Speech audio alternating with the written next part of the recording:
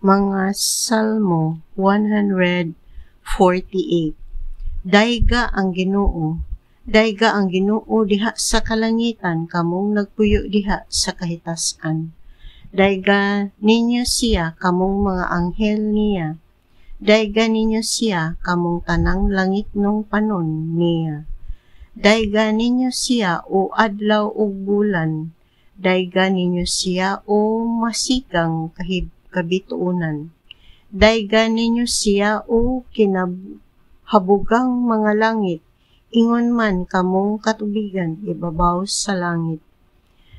Silang tanan angay nga magdayeg sa ngalan sa Ginoo, kay mimando lamang siya o na nga himos sila.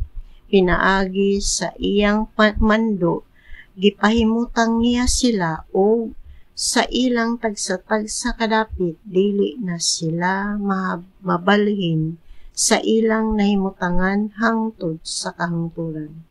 Diha sa kalibutan dayga ang Ginoo, kamong mga mananap sa kadagatan o sa mga kalawran.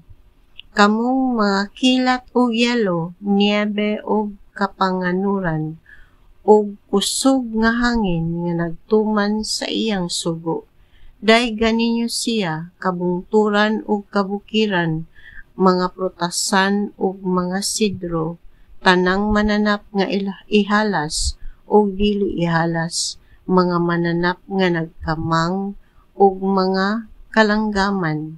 Dayga ninyo siya, kamong mga hari o tanang katawhan, mga prinsipe o tanang nagmando sa kalibutan, mga batan-ong lalaki o babae, mga tigulang o kabataan.